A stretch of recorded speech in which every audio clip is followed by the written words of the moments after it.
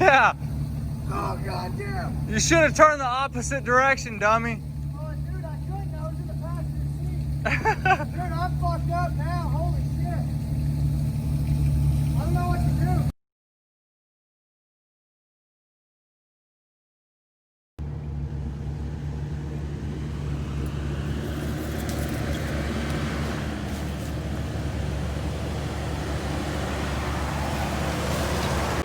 What's going on YouTube? So as I said in the last video, we are no longer doing rear leafs. We're actually going to do front and rear, both double triangulated upper and lower. So that's what we got going here.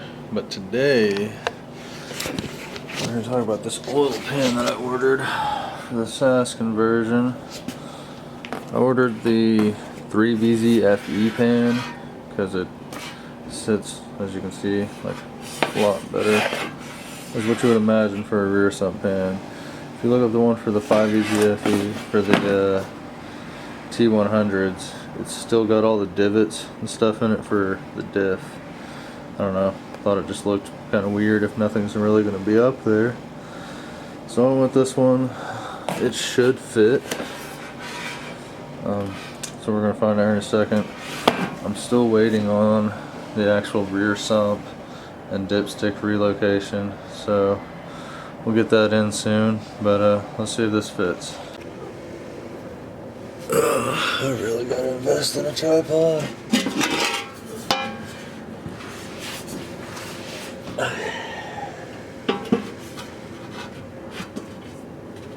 I didn't even dig out any of the bolts that I had set aside for this. They're nuts.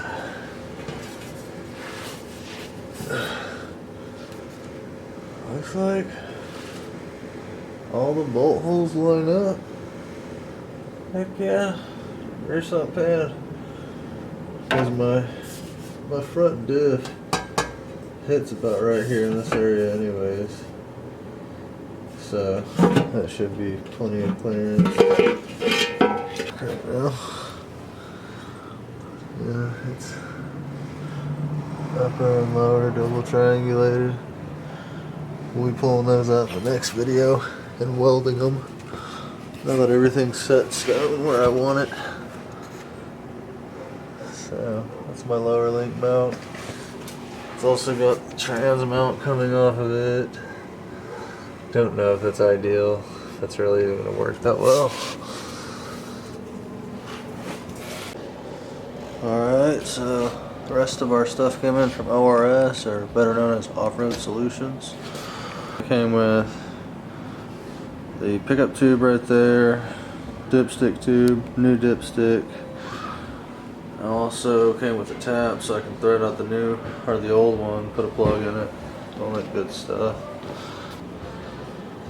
Right here, because I have an older model engine, the 97, which is what the 4Runner is, so I don't have to drill the block or any of that business. It's already there.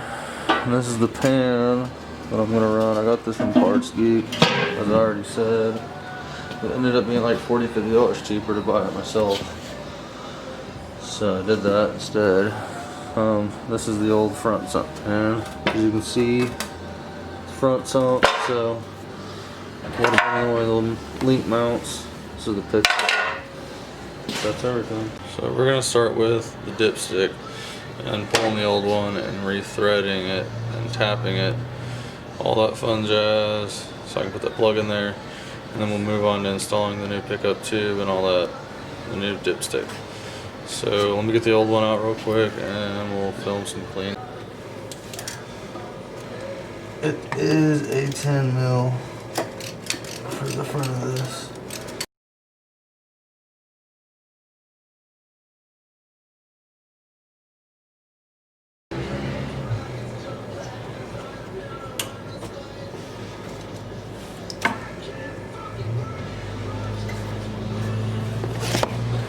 Crawl down there and make sure we know which hole we gotta.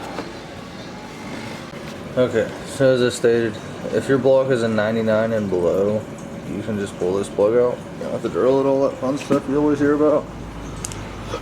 So don't listen to my previous statement. I do need this. Shove this in where that came out of.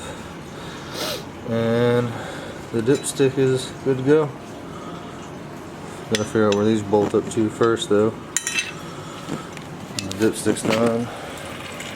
That's still draining, so we'll keep on moving with this. Might even go ahead and just put in the rear sump pickup.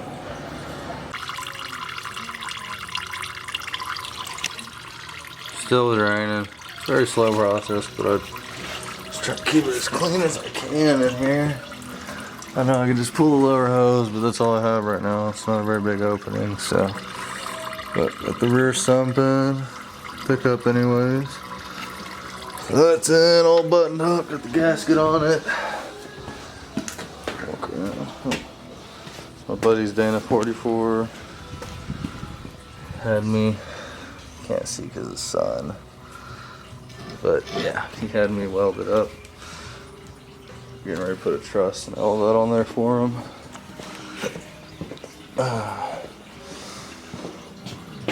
And new dipstick is in, and it bolts up right here on the back side of the alternator versus the front side like the factory one does. The factory one comes right here and down. Gotta put the alternator back in. I'm about to do that while this is still draining. So it runs down right under the exhaust. I don't necessarily like that, but it is what it is. Runs down, runs through the motor mount, and then plugs in right there.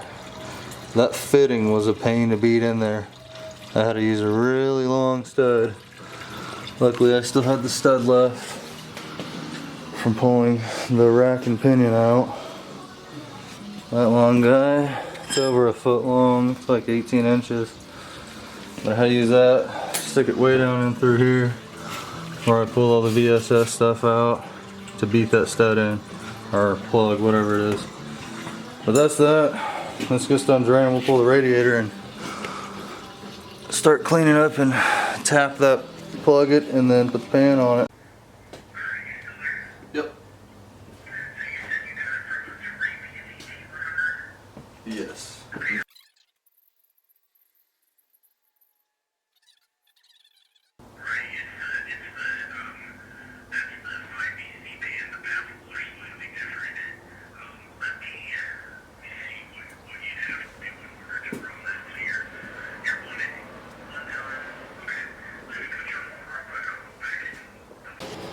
Well, what you're looking at right now is about the wheelbase.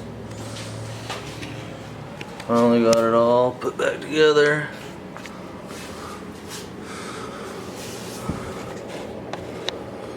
This is the upper links, and then that pan. That drove me nuts. That sump was a pain to make fit, but it's an 1.5 inch clearance. Doing the double triangulated, you'll need it. But everything's looking good.